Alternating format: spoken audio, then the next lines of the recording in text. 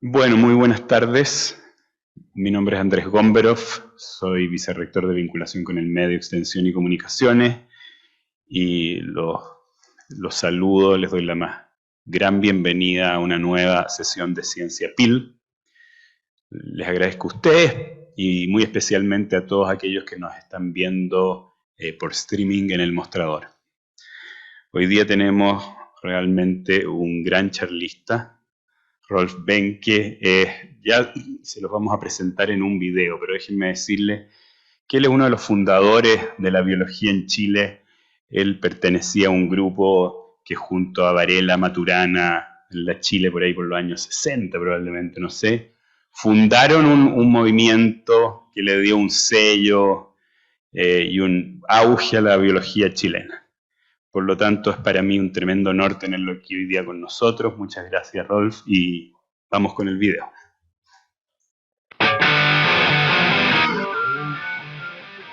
¿Cómo se origina el amor de los seres humanos? La respuesta a esta pregunta se remonta 250 millones de años atrás, en aquel momento en que las fuerzas de selección dieron origen al cerebro mamífero. Es en este punto de la historia evolutiva donde encontraremos el origen del apego y de la inteligencia adaptativa, con la que comienza la transferencia de información de una generación a otra.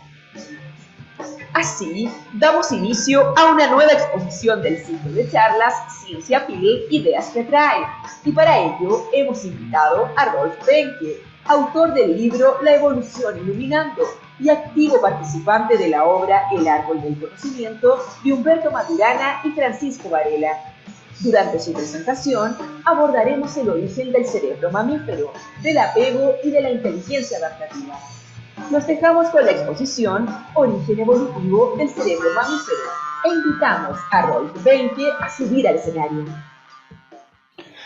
Entonces comenzamos. Ya. Miren, lo primero que les quiero mostrar es este cráneo, que es una réplica de un cráneo verdadero encontrado en Georgia por Lord Kipanidze, y la antigüedad es de 1.800.000 años. Como lo encontraron en Georgia hace 1.800.000 años, cualquiera que sepa algo de antropología va a saber que este no es un antepasado directo nuestro, ni puede ser, porque ya había salido de África. Pero tiene cosas extraordinarias. Primero que nada, que lo tengo yo, y no es el cráneo verdadero, obviamente, sino que se sacó con un sistema de estar cortando el cráneo verdadero mediante rayos X y pasarlo a una máquina que lo va pegando y queda idéntico. Este es un adulto. Miren el porte que tiene. Y si lo ven de lado, tiene los arcos supraciliares enormemente desarrollados. Pero ya se le estaba levantando el cerebro, la parte delantera. Hace 1.800.000 años se le estaba levantando. ¿Y eso qué significa? Los lóbulos frontales son esencialmente lóbulos sociales. El desarrollo del cerebro... perdón.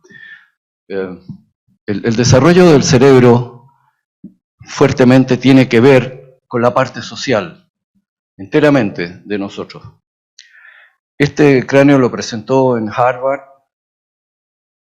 el Lord Kipanidze, y luego se lo regaló a mi hija, que estaba también en la misma reunión, y mi hija me lo regaló a mí. Por eso lo tengo. Tiene una gracia extraordinaria. Poco después que lo encontraron más cráneos, y estaban todos en lo que fue una cueva, que fue tapada simultáneamente por cenizas por una erupción volcánica. De manera que esos cráneos quedaron congelados juntos y era un grupo humano.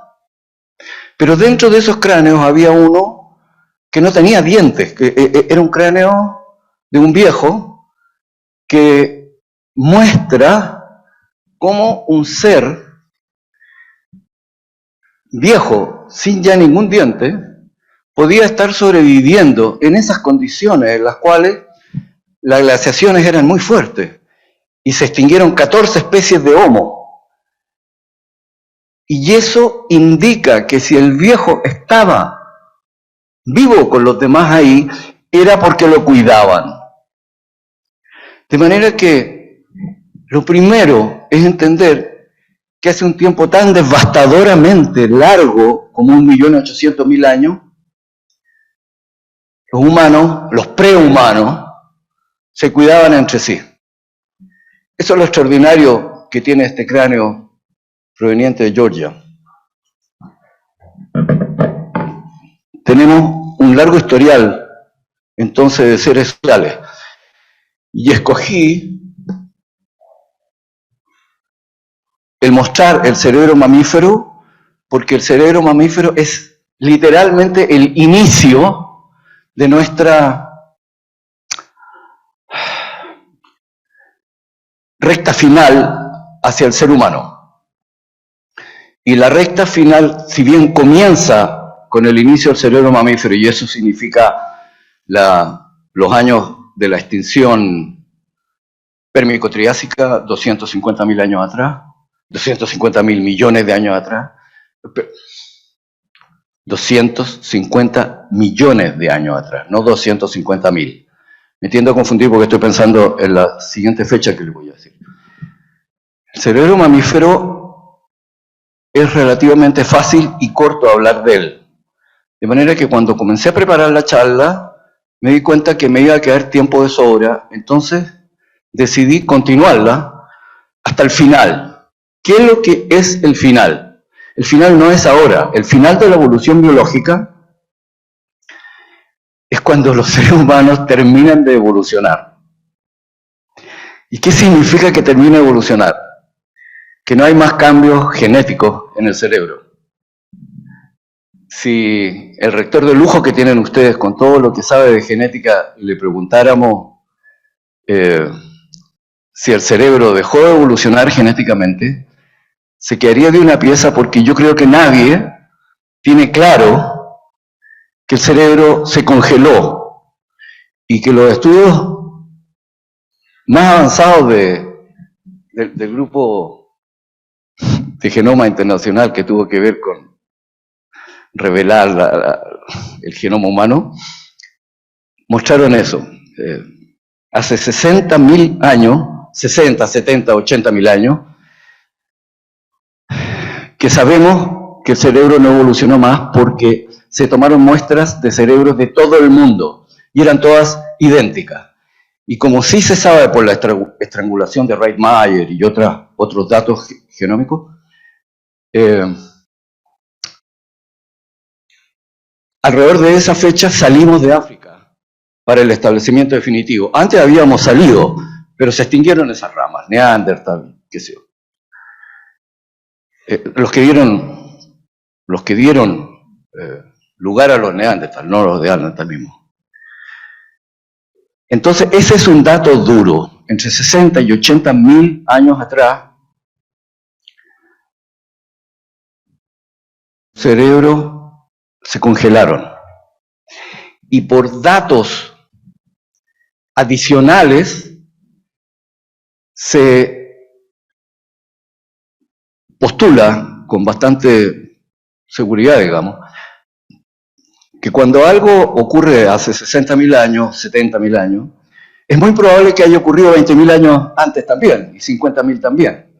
Entonces hay datos anexos de cosas que hacían estos seres, que implicaban pensamiento abstracto, por los cuales se supone que el cerebro se había congelado.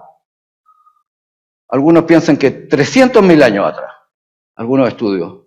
Pero otros dicen, no, 250. Y se han puesto de acuerdo esencialmente en 200.000 años. 200.000 años atrás es una fecha para manejar entre 150.000 y 300.000.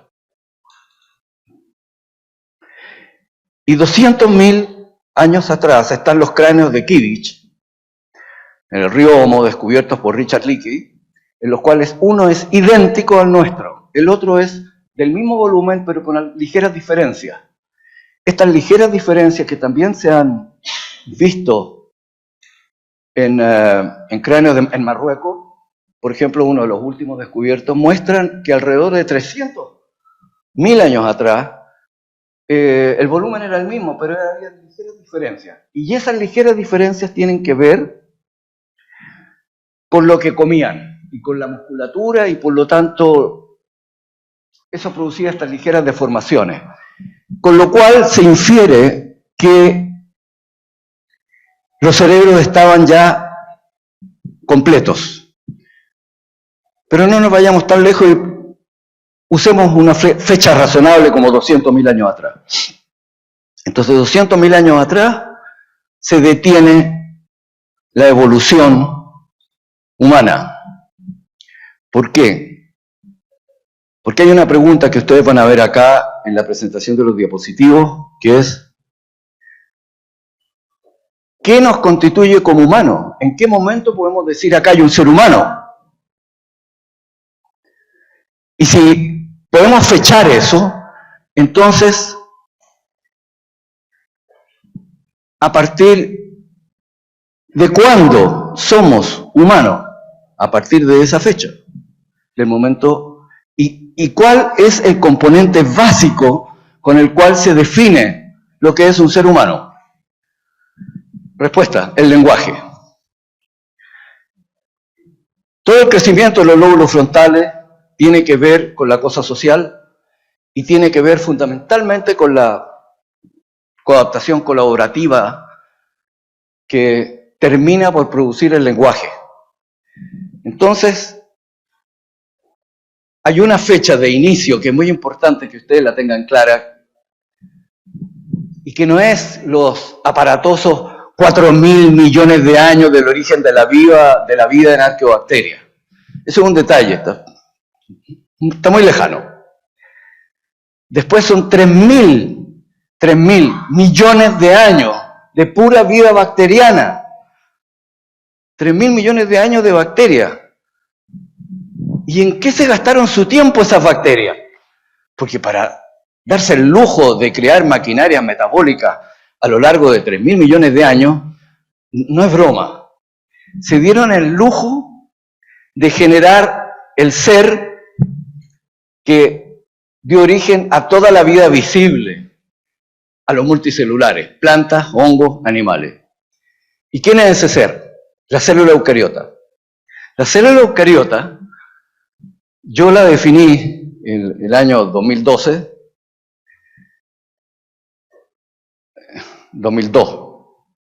hace como 20 años, como el primer superorganismo.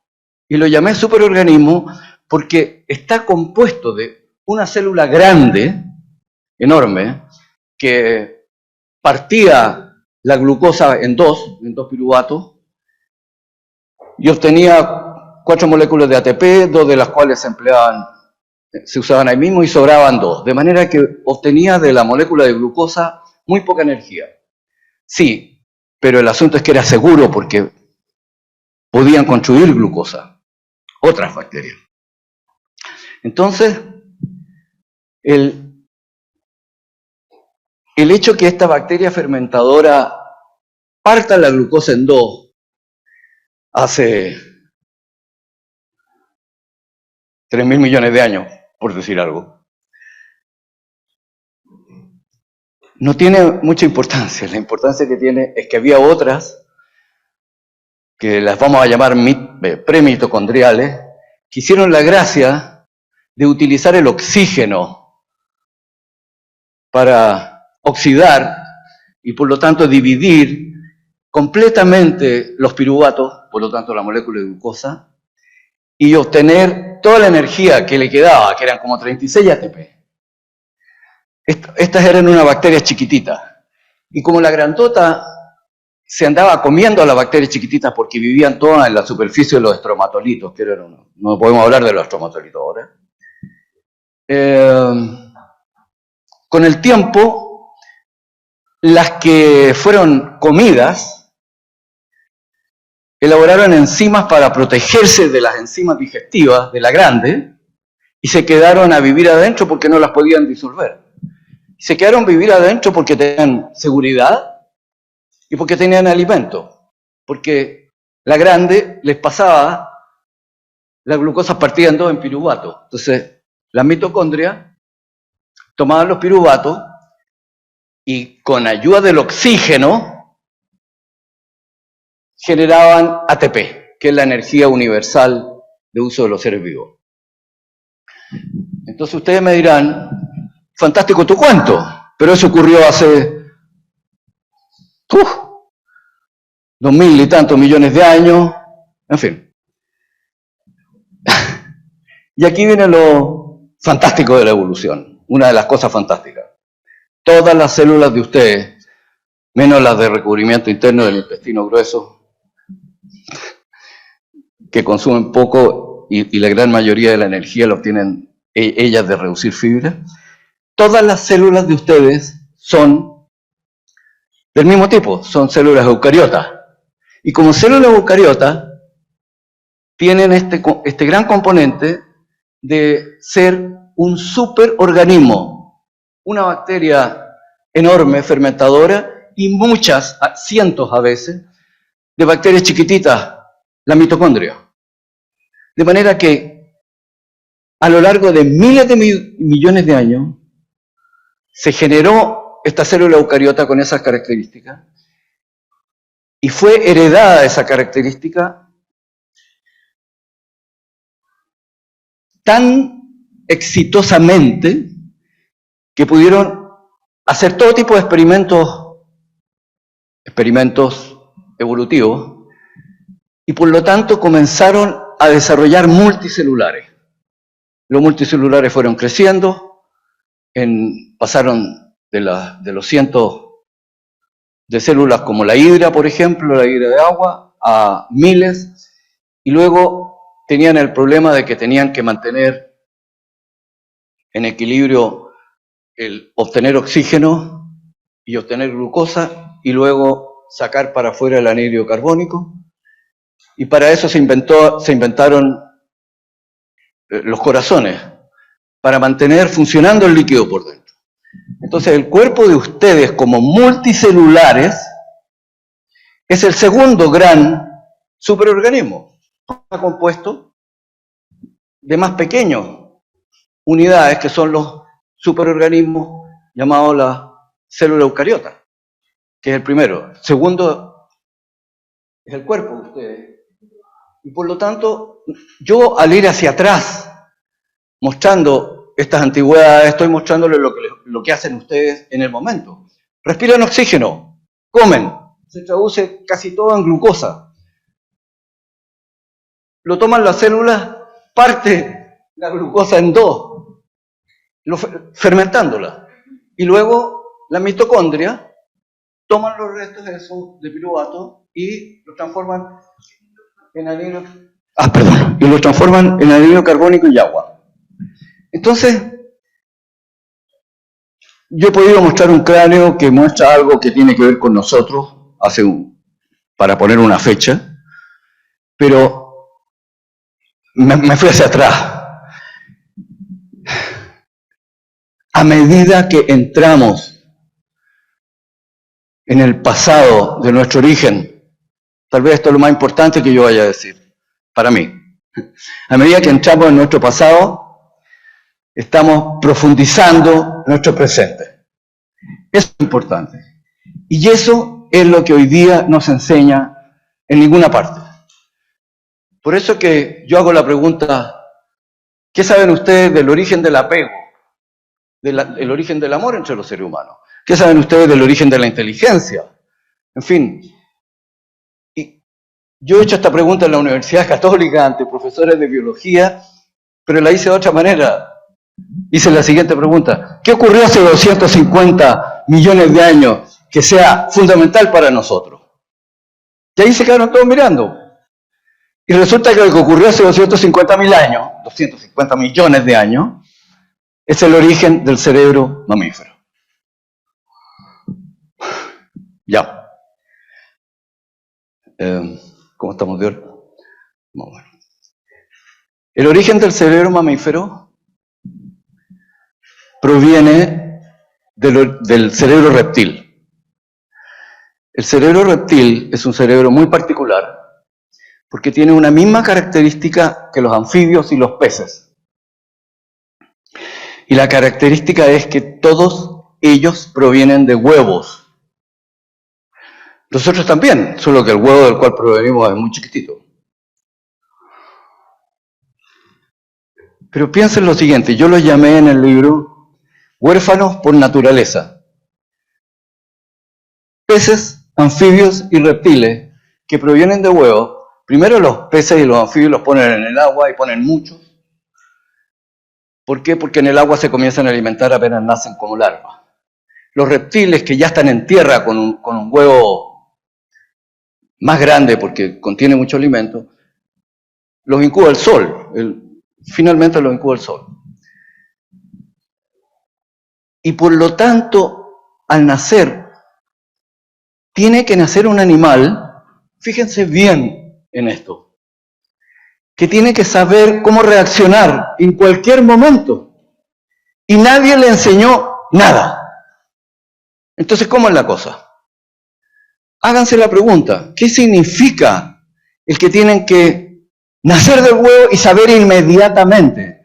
Entonces yo presento una foto, no acá, pero en el libro, una foto en la cual está sacando la cabeza un reptil del huevo. Y ya hay una larva de insecto al lado del huevo, pero está quieta. Y explico que en un momento dado se mueve la larva, pero inmediatamente que se mueve el reptil la coge y se la come. Y no ha salido del huevo. Eso es lo que yo llamo un cerebro de inteligencia genética, porque fue seleccionado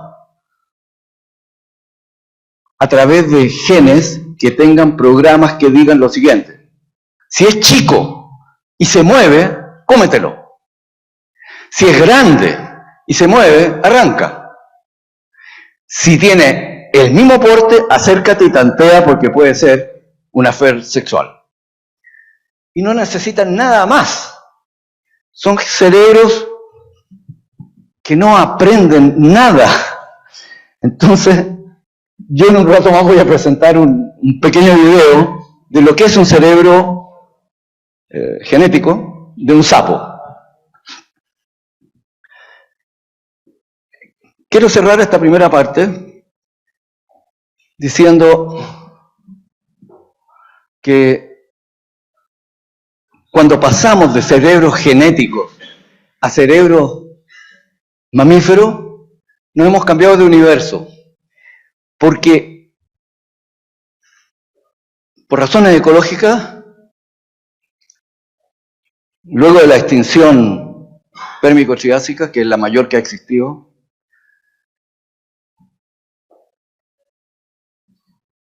quedaron los bichos más chicos, y entre los bichos más chicos están los protodinosaurios, que estaban con protoplumas.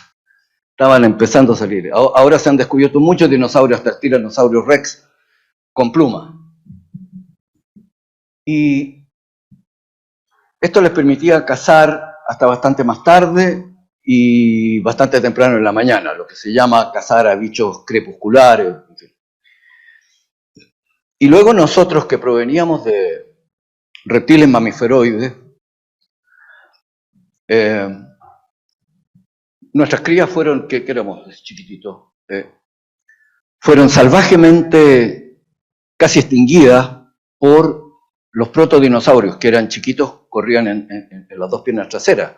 Entonces podían tener mucha velocidad. Y los otros hacían lo mismo que hacen los cocodrilos, así con las patas por el lado. Entonces, ¿qué es lo que ocurre? Que el único nicho que les quedó posible a nuestros antepasados de esa época era la noche. Pero ¿cómo colonizan ustedes la noche? Y todo el cuento que sigue, en términos de cerebro mamífero, es un cerebro que los cerebros no aprenden, se seleccionan los rasgos genéticamente. Y se seleccionan porque el azar produce mutaciones y luego el ambiente selecciona si esa mutación sirve o no sirve. Entonces, el cerebro mamífero es un cerebro que evolucionó gracias a la colonización de la noche. 250 millones de años atrás, quiero que se graben 2 fechas después de esta charla, 250 millones de años atrás, que es cuando empieza la cosa con el cerebro mamífero, y cuando termina la evolución humana, que ya lo dije, hace 200.000 años, termina con el lenguaje. Una vez que aparece el lenguaje, se congela el cerebro. Ojalá tengamos tiempo de ver por qué se congela el cerebro. En todo caso, está escrito en la charla. Pero esas son las 2 fechas, 250.000 años y 200.000 años. 250 millones de años y 200.000 años. Entonces, en este intervalo hay que ver qué cosas pasaron. Las vamos a pasar muy rápido, pero les voy a mostrar los grandes temas. Y lo que importa es que para colonizar la noche, que estaba llena de comida para bichos muy chicos,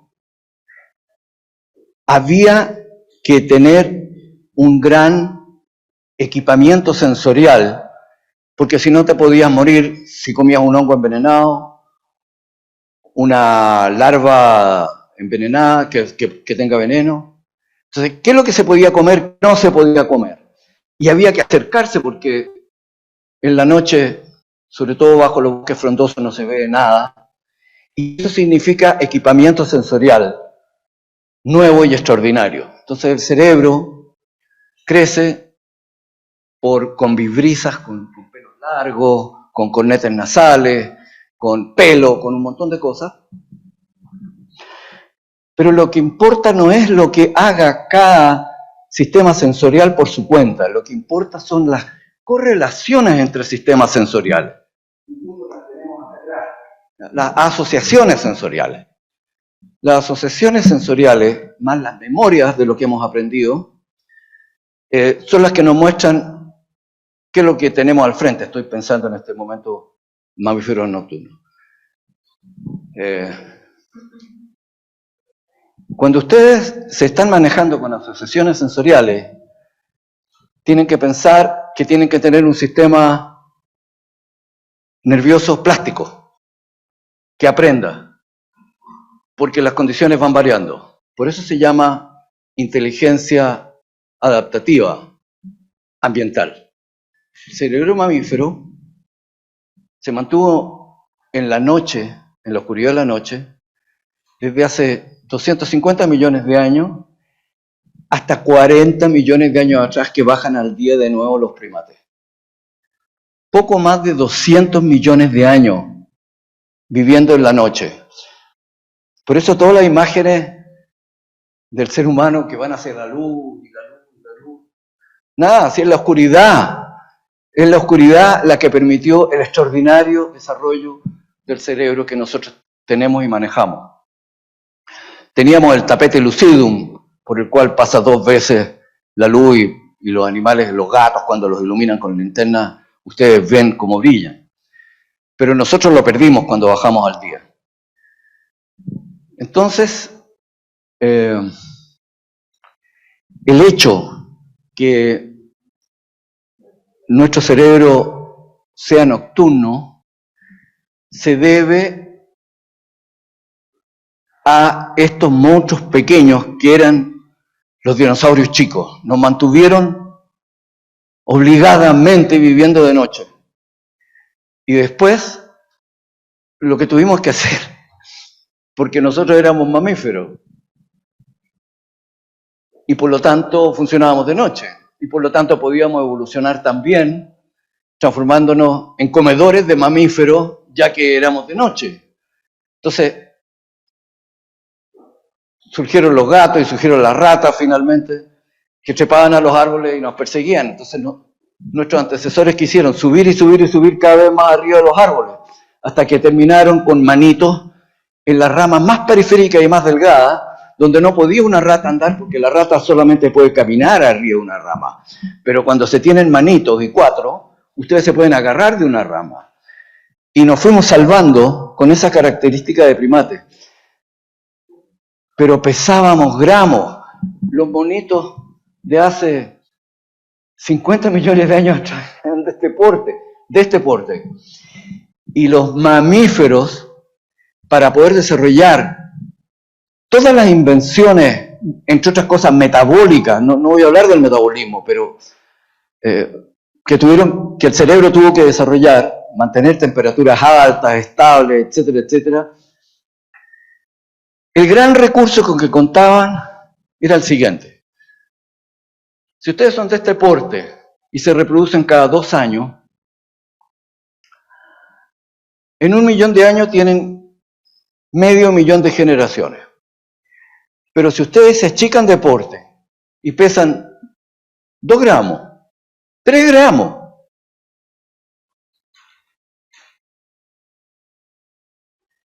entonces el ciclo puede ser del orden de 3 meses, el ciclo completo. No lo que la hembra vuelve a poner huevos, sino la reproducción del hijo de ella. Ese es un ciclo completo. Entonces, a lo largo del año puede haber 3 o 4 generaciones, y por lo tanto, posibilidad de mutaciones genéticas. Y posibilidad de mutaciones genéticas, que es una oferta que hace el azar, y que luego el ambiente selecciona. Ese fundamentalmente es el cuento con la evolución. El azar operando a nivel de genes, después vamos a ver el azar de afuera, y el medio ambiente seleccionando. Selección natural de los más adaptados.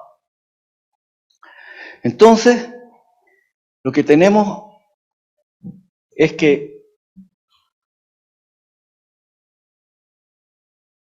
si ustedes tienen 4 generaciones en un año, a lo largo de 1 millón de años, tienen 4 millones de generaciones.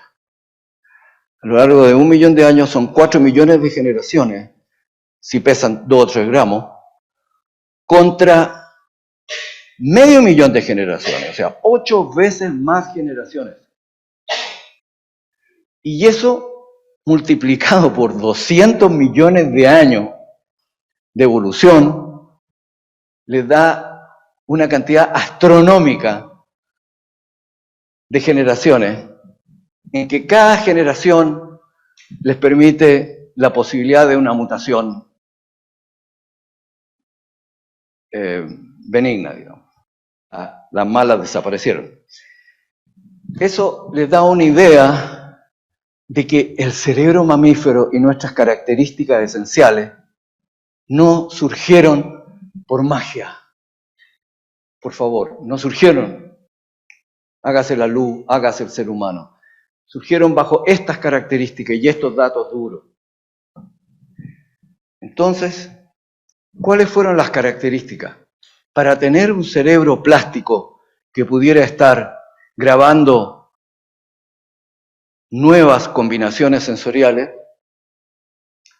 el sistema nervioso central comenzó a crear el neocórtex y de ahí, en fin, lo que no tienen los reptiles. Algunos tienen un poquito que se llama neopalio, pero es extraordinario el crecimiento del cerebro y sin embargo yo creo que en medicina cuando estudian el cerebro no estudian nunca las características evolutivas del cerebro, que les permiten entender por qué diversos animales son como son y por qué nosotros. Porque aquí, señor Gómbero, la señora decana, todos ustedes, yo les puedo decir, ustedes son unos animales y no les va a gustar, pero la verdad es que son unos animales. Espero que no literalmente, pero... Ya. Si la madre sale durante la lactancia con la cría va grabando a qué hora se come, qué no se come, va grabando todo. No es que la madre le enseñe nada, sino que el cerebro que tiene automáticamente, por ser un cerebro de las características de estar viendo con qué sobrevive, con qué no, va grabando lo que la madre le transmite. Y eso es una transmisión transgeneracional de información, lo que no tienen los reptiles. Es una diferencia gigantesca. Porque hasta el día de hoy, nuestra inteligencia se basa en estar transmitiendo información de una generación a la otra, no se pierde, no hay que empezar a aprender de nuevo. Esa es una característica. Y la otra característica es que obligadamente de noche hay que vivir en cuevas por el frío del Triásico, noches muy secas, no hay humedad, un frío enorme. Entonces, hay que vivir en cuevas. Y al vivir en cuevas, el sol no puede incubar los huevos. Por lo tanto, la incubación de huevos y el cuidado de las crías pasó a ser una condición, un nunca se del zar, digamos. O sea, era absolutamente necesario cuidar a las crías. Como la evolución es muy cruel, si la madre podía cuidar a las crías, entonces ¿para qué huevos tan grandes de reptiles? Y se fue achicando el huevo. Siguieron poniendo huevos a lo largo de 200 millones de años hasta que surge la placenta. La placenta no pudo surgir antes, darwinianamente, en 200 millones de años, por una razón muy simple. Por el sistema inmunológico. El sistema inmunológico tenía 550 millones de años. Venía desde el comienzo de los multicelulares. Si el sistema inmunológico está hecho para no aceptar genes de bichos extraños al cuerpo, se va a tirar contra los genes del padre. Por esa razón no pudo surgir la placenta.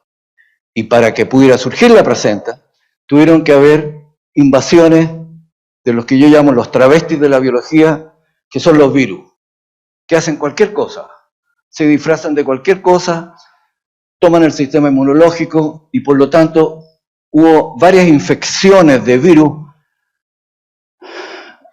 a el óvulo, de manera que con las infecciones de virus que se quedaron en los huevos fecundados, más la selección darwiniana, se pudo construir la placenta. Entonces, todo el mundo nace y a nadie le importa la placenta. Nosotros las guardábamos y las poníamos debajo de un árbol, la de los hijos nuestros. Pero la placenta la botan a la basura.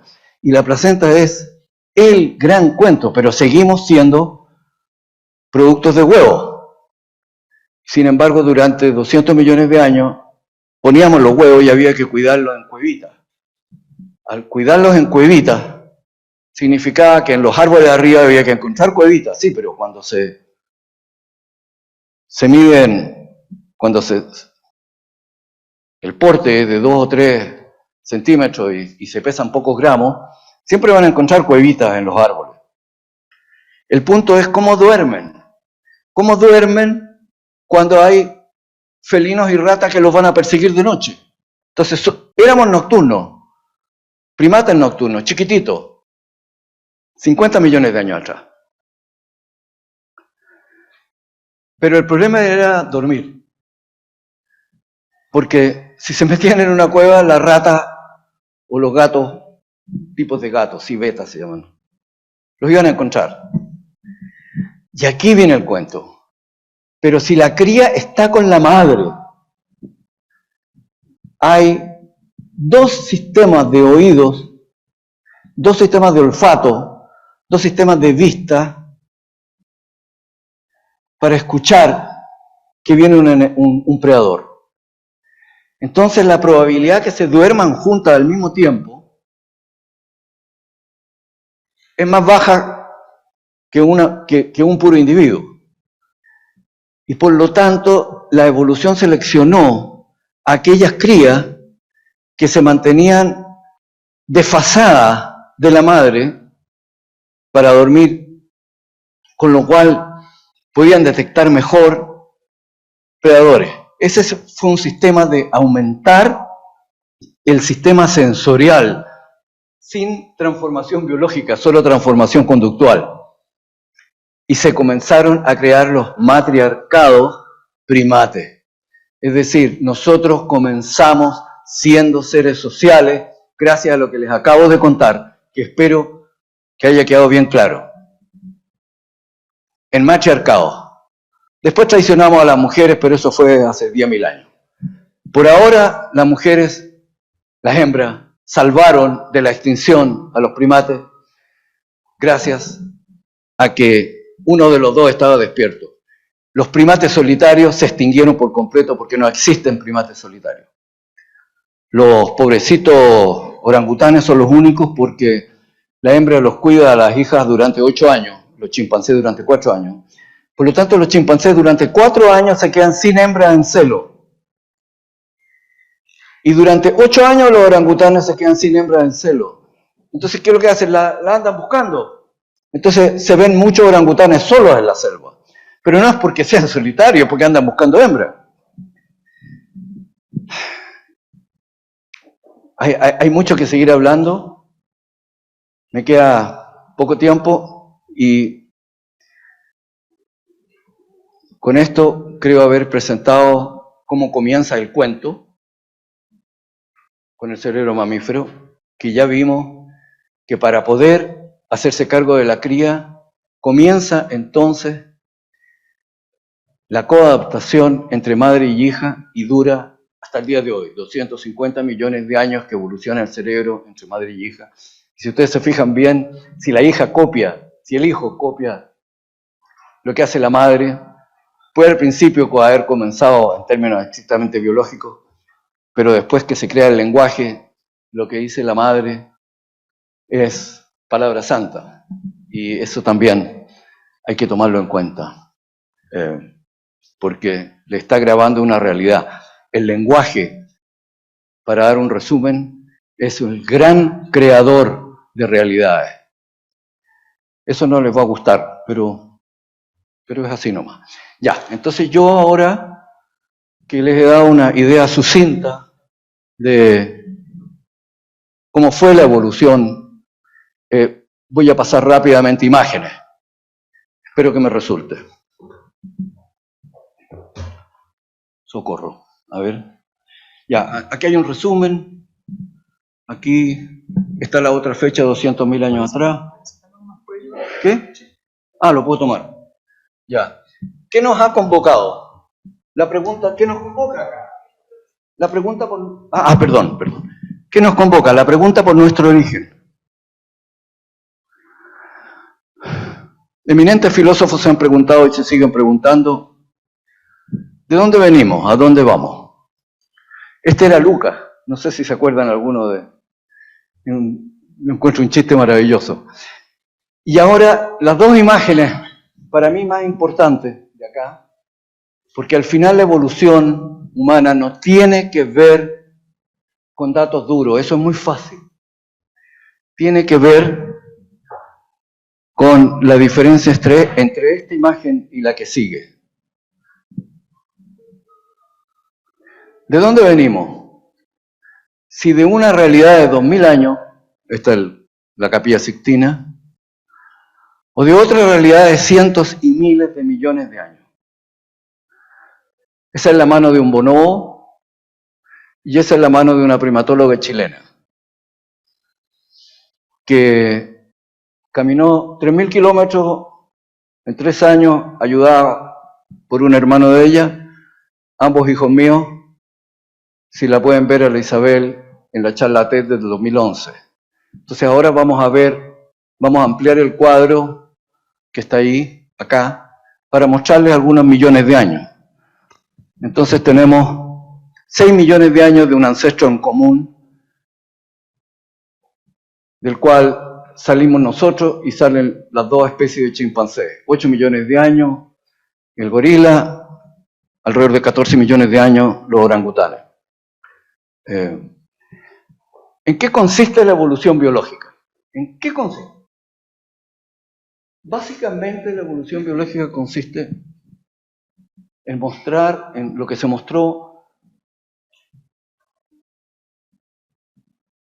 que lo que mostraban las rocas antes de Darwin, en la época de Darwin, digamos, eran que repentinamente había cambios de fauna y flora.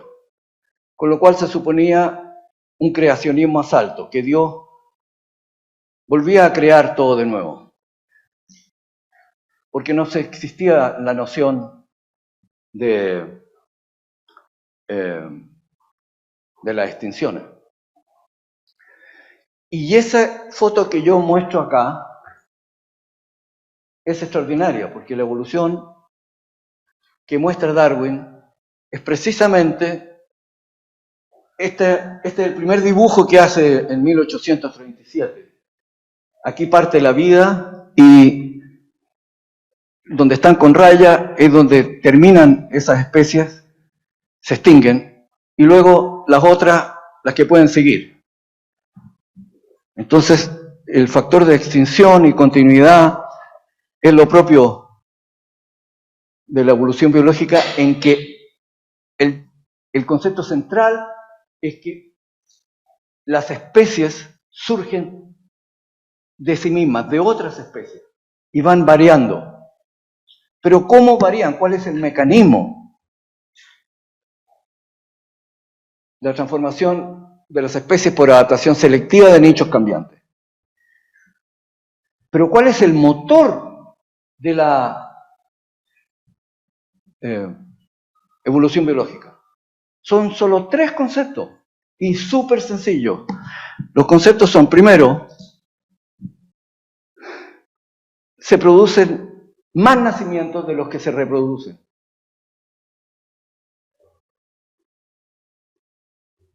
Luego, el segundo concepto es que los hermanos tienen variaciones entre sí.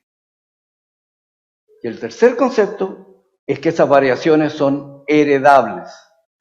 Ese es el motor de la evolución, cuyo resultado es que el ambiente es el que selecciona cuáles siguen y cuáles no, porque por azar vienen con características adaptadas a ese ambiente en ese presente. Eso es todo. Aquí está y lo pueden ver de nuevo. O sea, el azar, otra vez, a través de los genes, propone variaciones y el ambiente selecciona los que continúan. Ese es el motor de la cosa. Ahora vamos a ver rápidamente un ejemplo del caballito del alba, 20-30 centímetros. Aquí está otra vez uno de estos mapas en los cuales se extinguen y continúan hasta llegar al caballo que me fascinaba porque lo llamaba con un silbido el zorro. La pregunta, ¿puede sostenerse la existencia de un diseñador cuando lo que manda en la evolución, fuera de la selección del ambiente, es el azar? Entonces aquí tienen 2 tipos de azar, el azar ambiental, asteroides gigantes, emasiones magmáticas, etc., y el azar interno en los genes. Nosotros estamos hechos en base a selecciones en los cuales el azar jugó un rol fundamental. Lo más importante que vamos a ver es cómo por las emisiones magmáticas, no por las emisiones magmáticas, por los movimientos magmáticos del magma, que tiene 3.000 kilómetros de espesor, se mueven los continentes a través de las placas tectónicas. Ese es el asteroide, esos son los transsiberianos, los de la India. Aquí, las células de convención del manto, eso produce un movimiento de placas tectónicas. Aquí están las placas tectónicas, pero en las placas tectónicas están los continentes. Por lo tanto, la deriva de continentes, que no se conocía en los tiempos de Darwin, es el gran cuento, a través del movimiento de las placas tectónicas. Se produjo hace 225 millones de años la conjunción de todos los continentes en lo que se llamó Pangea, y después se separó. Entonces, todos estos mecanismos son por azar, y por lo tanto hablar de diseño inteligente o de diseño no cabe cuando el mecanismo fundamental es el azar. Entonces, aquí tienen, ¿cómo se las pongo? Esperen.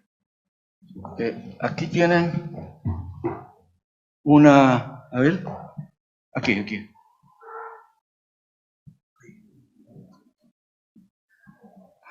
Esa es el resultado de los movimientos de los continentes. Que la gran corriente transoceánica que recorre el planeta entero, transportando, por ejemplo, la del Golfo, la del Golfo de la zona baja de Estados Unidos, transporta 80 millones de metros cúbicos por segundo, 80 millones de metros cúbicos por segundo, a una velocidad cerca de 2 metros por segundo. Y, bueno, era un ejemplo nomás.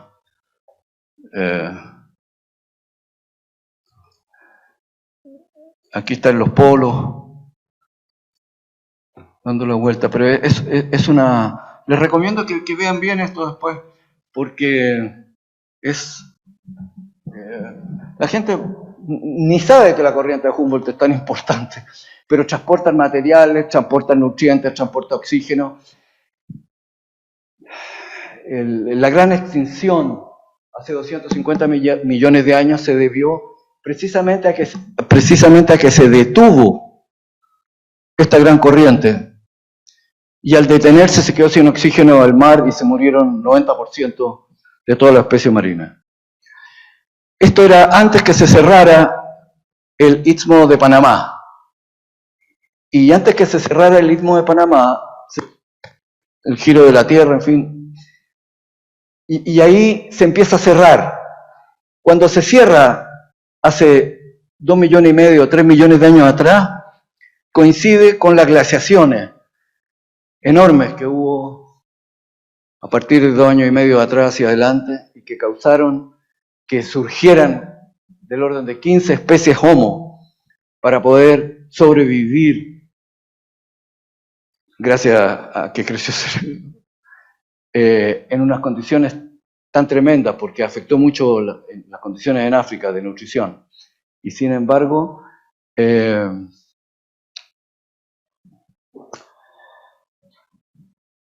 durante ese mismo periodo en que se producen 15 especies Homo, las más inteligentes del mundo, se extinguen 14.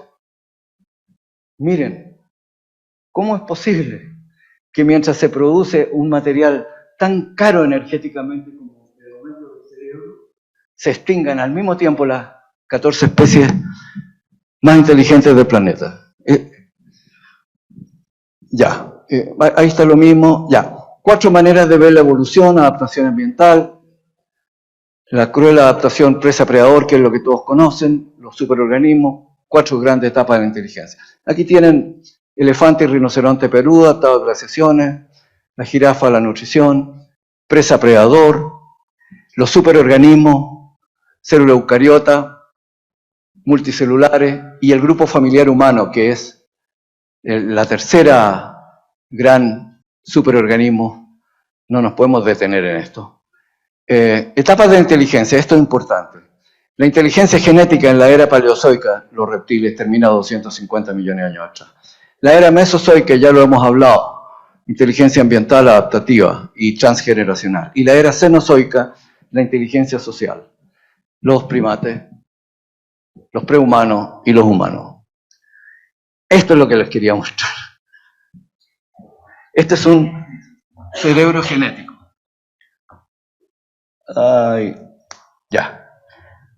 Orden que tiene: si es chico y se mueve, cómelo. Y puede estar el día entero porque está programado para que si es chico y se mueve, comerlo.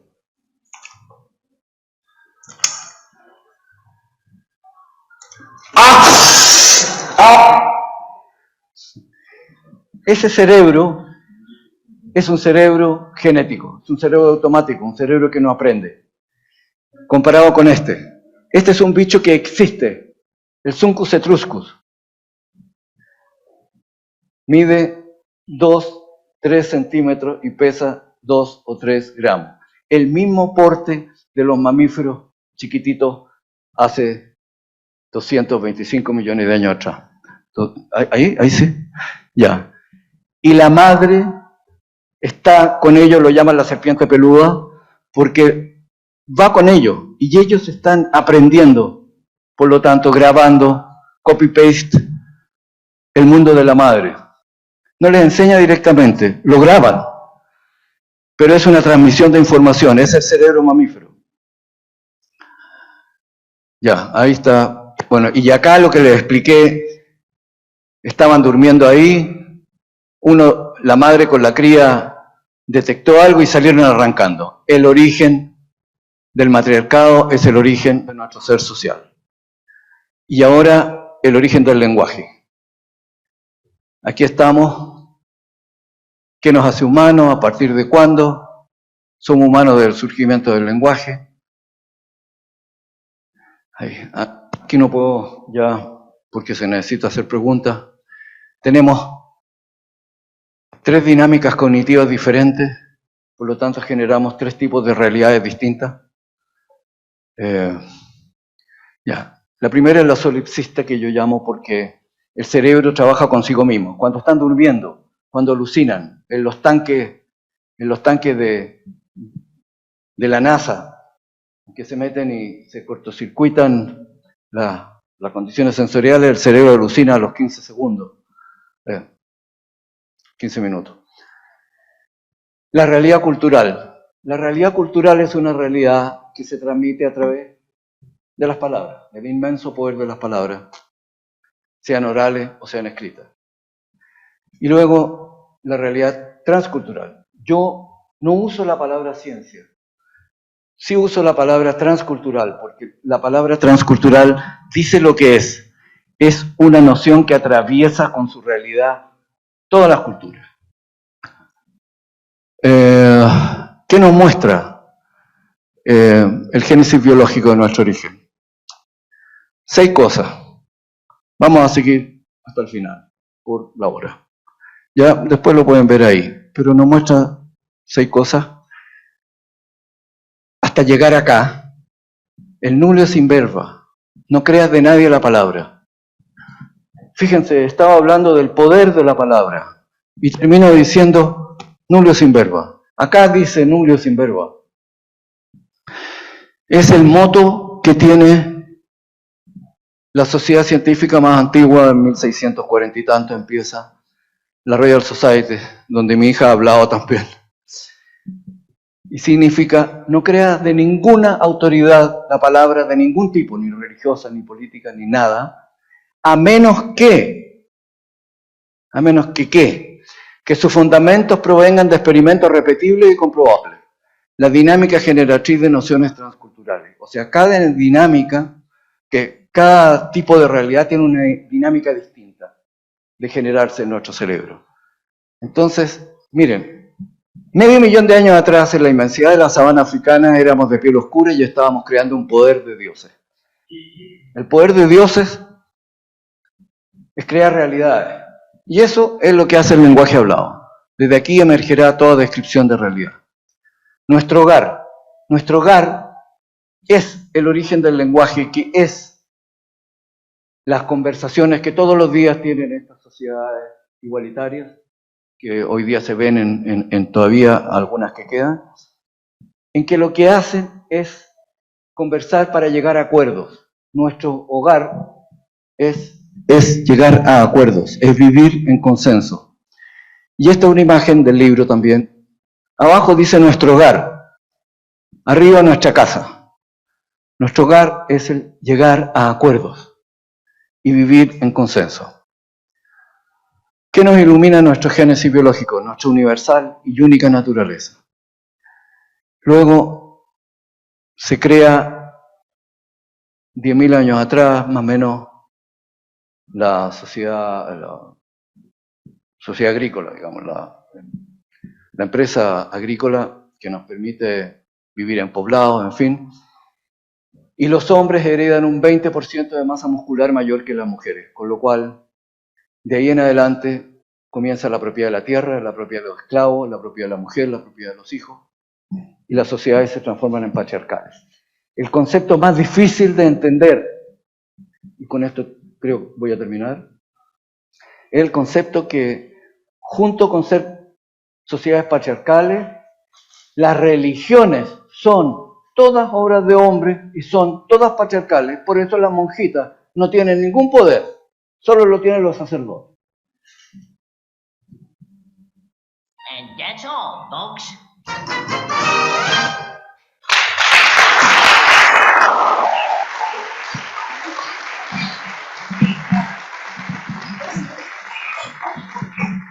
Tenemos tiempo para algunas preguntas.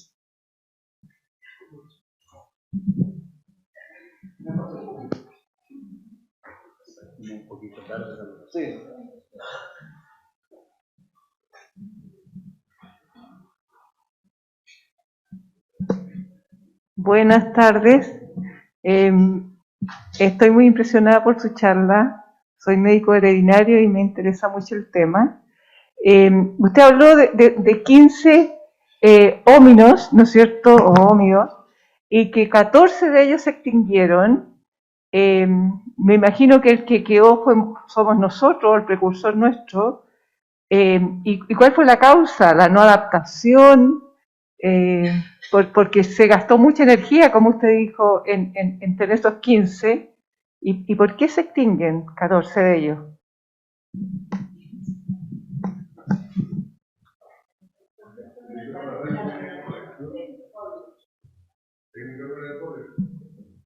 Reverberación. ¿Cuál es la pregunta en concreto?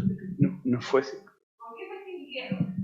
¿Por qué se extinguieron? ¿Por qué se extinguieron los homínidos esos originales que habían muchos? Ya. Nos podríamos quedar a alojar si les doy una buena respuesta. Nos quedamos. Pero es extraordinaria la paradoja de que el cerebro haya crecido de medio litro a 1,5 litros en los habilinos, Homo erectus, presapiens, sapiens, en apenas 2 millones de años, y al mismo tiempo se iban extinguiendo. ¿Por qué? Porque las condiciones nutricionales eran muy duras. Y por lo tanto, ¿quiénes sobrevivían? Cuando en un grupo humano, porque todos vivían en grupos chicos ecológicamente, grupos chicos ecológicamente, cuando se vive en grupos relativamente chicos,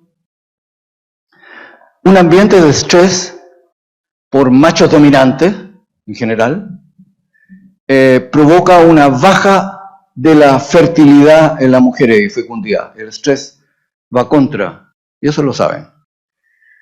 Por lo tanto, se produjo una competencia entre grupos. Los grupos que manejaban menos estrés tenían más hijos por este motivo, pero al mismo tiempo si manejaban menos estrés era porque las mujeres podían alimentar mejor a sus hijos.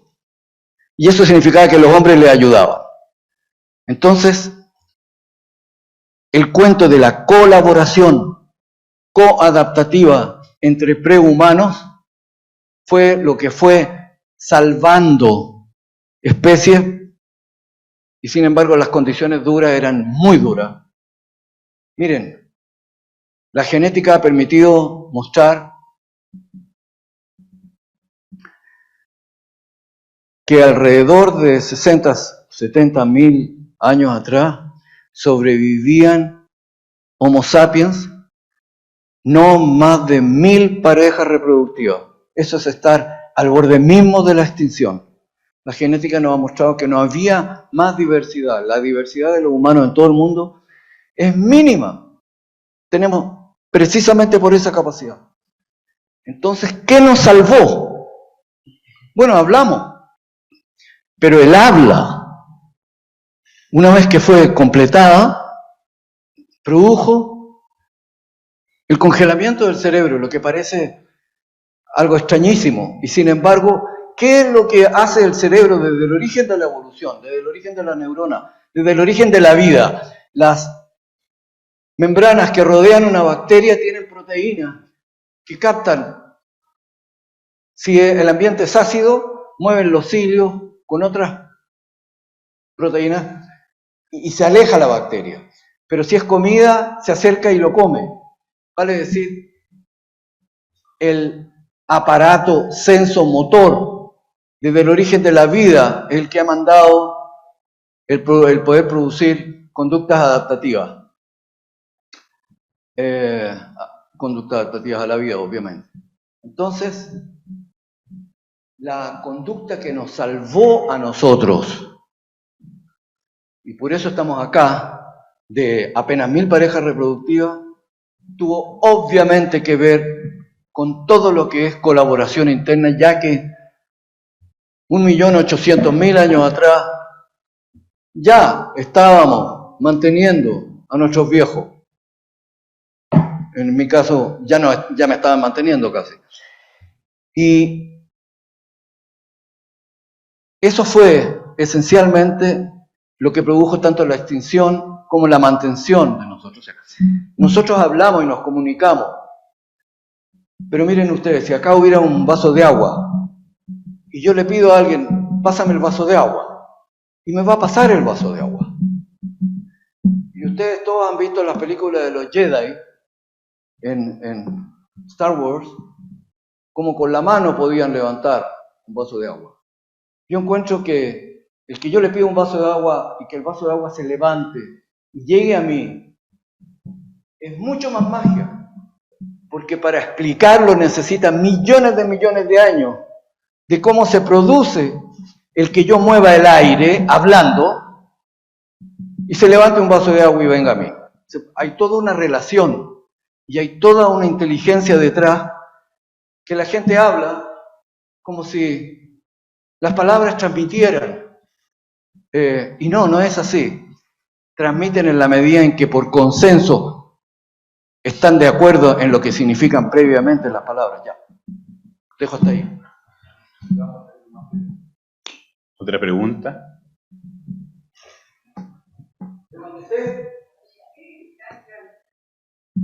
Hola, bueno, primero agradecer mucho la charla. Yo creo que pasaría todo el día escuchándolo, hermoso. Tengo una pregunta, es sobre la oxitocina, que es como esa hormona del apego. Cuando me gustaría pensar como cada una de las moléculas que aparecieron en esa evolución. Soy farmacéutica bioquímica, así que encuentro lindo imaginar cómo sería eso. Y lo segundo es cuando los hombres traicionaron a las mujeres, ¿qué pasó hace 10.000 años? ¿Cuándo traicionaron los hombres hace 10.000 años? ¿Por qué? Lo dije antes. Mira, primero la oxitocina es un detalle. La leche materna contiene del orden de 40 químicos. Uno de los químicos más extraordinarios es que en la noche, para pasar la noche, la leche lleva un químico para que se duerma la guagua, para que pueda dormir la madre. Entonces nosotros nos olvidamos lo que pueden ser 250 millones de años de relación madre-cría. Entonces, a mí me caen mal los hombres porque me caen mal, ¿me entiendes? Los hombres nos creemos la muerte y porque los hombres hemos producido la frase, disculpen los creyentes, pero la frase más soberbia que ha existido en este planeta, hablar en nombre de Dios. Pero eso no lo pueden hacer las monjas, solo los hombres. ¿Con qué derecho? ¿Con qué derecho un papa dice, yo soy infalible?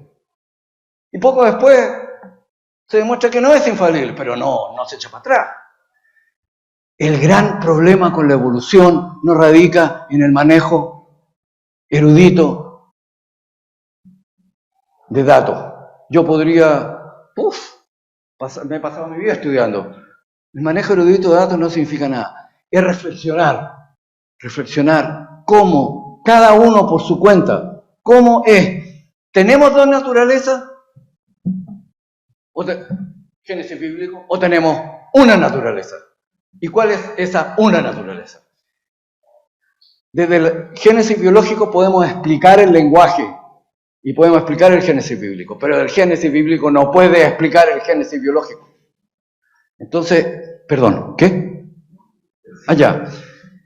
Entonces, con la oxitocina es solo una de las cosas, pero la oxitocina está en los animales. Si nosotros tenemos un cuento en el cual medicina y veterinaria deberían estar juntas, pero la gente considera que no, pues un médico es mucho mejor que un veterinario. Y no es así. Entender realmente cómo es la cosa. Y el otro cuento terrible e importante son las facultades de pedagogía. Miren, les voy a relatar un detalle. Yo fui con mi hijo Ragnar, que está contratado por la Lego por las cosas maravillosas que hace, porque estaba sacando un posgrado en Londres, en antropología, y me llama y me dice, papá, Roberto Soto me dice si quiero ir a hacer clases a un colegio de La Pintana. ¿Qué piensas tú? Y yo, idealista, voy y le digo, bueno, si vaya a hacer clases en un colegio de La Pintana, niños chicos, vaya a ir al último eslabón de donde queman las papas. O sea, te vaya a enfrentar a la realidad. Y el cabro se vino. Yo perdí mi camioneta, porque estaba haciendo clase y empezó una balacera y entraban balas. Se tiraron todos al suelo. Cuando salieron y se acabaron las balas, había un viejo muerto. Le tuve que pasar mi camioneta, porque ¿cómo podía entrar a La Pintana? Él siguió. ¿Cómo iba a entrar a La Pintana y salir de La Pintana a pie cuando pasaban esas cosas? Y este Ragnar, junto con su hermana Isabelita, que se dedicó, yo me dediqué a la teoría, como ustedes ven. Por eso Maturana y Varela, mi especialidad es la biología cognitiva. Ahí no me pueden dar cancha tirilado, porque ahí me manejo un poco, pero también habría que entrar ahí en cómo funciona el cerebro y es muy largo. Mi hija se dedicó a sacarle el jugo a través del juego, y por lo tanto estudió los bonobos y Ragnar la acompañó en la selva. Y Ragnar se vino con la cosa educativa a los niños. Hace muy poco tiempo atrás yo saqué un libro y fui con Ragnar porque él estaba sacando el suyo también. Ya había sacado uno en el Ministerio de Educación que se llama 1, 2, 3 por mí y por todos mis compañeros, que yo se lo presté a Patricio Manque, y Patricio Manque le iba a sacar fotocopia y me lo iba a devolver y nadie me se acercaba con el libro, así que Patricio me debe un libro, porque es el único que tengo de mi hijo. Y ahora sacó otro, que es el problema de aprendizaje en los niños. Entonces yo fui al sur a lanzamientos de su libro y del mío, a veces conjuntos en la Universidad de Concepción, en la Universidad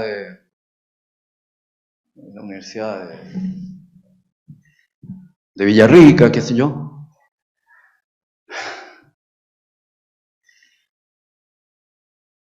Y yo y mi hija nos hemos creído un poco el cuento. Le hemos achuntado la cosa y nos creemos manejar grandes teorías. Pero después que estuve con las mujeres que se reunían a los talleres de mi hijo Ragnar para solucionar los problemas concretos con que hay que transmitirle a los niños en colegios de pocos recursos y se enfrentan a los padres con las visiones de los padres, todo mi orgullo se transformó en una humildad tremenda. Yo volví golpeado por lo que hacía mi propio hijo, que perdió en Londres en una universidad que ya lo querían de profesor y se vino sin saber yo todas las consecuencias a La Pintana. Ahí es donde está el cuento. Y si ahí es donde está el cuento, entonces esta universidad debería tener, me va a pegar el manque, pero la supremacía no en la genética, en la pedagogía. Esas son las consecuencias de meterse conmigo.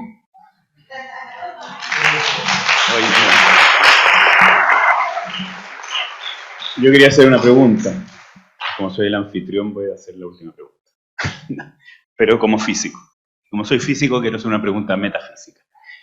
Hablaste de unas ranas que eran básicamente un computador. Unas ranas que comían en el teléfono, que no aprendían, sino venían programadas. Y luego de esta evolución hacia un cerebro que aprende. ¿Cuál es la relación de eso con la conciencia? Bueno, pero es la pregunta metafísica. 8 fines de semana. Pasar la noche. Mira, hay tipos que se han metido con la conciencia, y uno puede leer a grandes neurobiólogos, pero algunos de las mayores eminencias están de acuerdo conmigo, por decirlo suave, que la conciencia es una especie de metaproblema creado, como muchos psiquiatras creen que el gran libro de psiquiatría que produce Estados Unidos todos los años tiene una inmensa cantidad de cosas que se elaboran por sí mismas y no corresponden a enfermedades reales. Yo creo que la conciencia es consecuencia del lenguaje, porque es una palabra. De la misma manera que Dios, el alma, es una palabra. Y son campos difíciles porque la gente no se maneja en biología cognitiva, pero yo acá, si ustedes ven la charla después, hago la pregunta, ¿es legítimo hacer la pregunta cómo actúa el alma sobre el cuerpo? Y yo digo, no es legítimo, porque es un cortocircuito epistemológico. El alma se crea a través de la realidad cultural, por relaciones de confianza de palabras entre seres humanos. En tanto el cuerpo pertenece al sistema sensomotor. Acá hay un cuerpo, lo toco, y viene esta asociación sensorial. Nosotros aprendemos lo que es real con un experimento extraordinario de los gatitos. Held y Hein, hace varias décadas, se los voy a contar. Toman gatitos y los hacen crecer en la oscuridad, pero una vez al día los sacan a un aparato en el cual uno de los gatitos puede caminar libremente, pero va amarrado y choca con los postes de los bordes, en fin. Y otro de los gatitos, él lo mueve a través de una cosa y va colgado en el aire. Ambos ven lo mismo, pero el gatito que no tiene la posibilidad de chocar con los barrotes queda ciego. Ciego. ¿Por qué? Porque la imagen del barrote no significa nada. De manera que la cosa motora de chocar con un barrote y la cosa perceptual de ver el barrote que va cubriendo cada vez más la retina, en el gatito que choca sabe que cuando va a cubrir la retina le va a doler, va a chocar. Y aprende entonces el sentido de la profundidad y del espacio. El otro no aprende nada, lo sueltan, se cae por la escalera, choca con los barrotes, etcétera, etcétera. ¿Cómo vemos?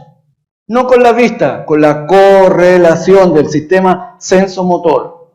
Y sin embargo, todo lo que es ciencia, palabra que yo no uso, es una correlación de sistemas sensomotores nuestros, ampliada por lupas, telescopios, microscopios, ordenadores, estadísticas, etcétera. Pero es ampliada, es el sistema sensomotor.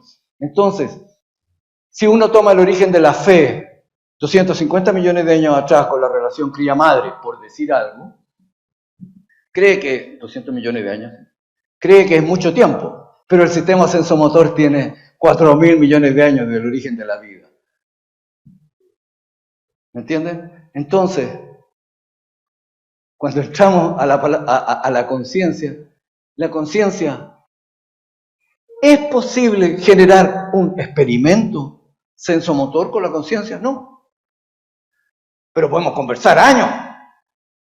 Un juego de palabras, un juego cultural, un juego de creencias. Bueno, muchas gracias. Yo antes, no sé si el mostrador, pero yo tengo que... Mejor me voy a subir aquí porque los amigos del mostrador quizás no han visto esto, pero escucharon. Yo quiero agradecerles a ustedes y a todos los que nos están mirando en el mostrador y anunciarles que el 5 de enero nos vamos a juntar nuevamente con una charla del profesor Tomás Egaña que hablará de Hulk, de las bondades de la piel verde. Con eso Me despido y le agradecemos nuevamente al profesor Benke por esta espectacular charla. Gracias, Rolf.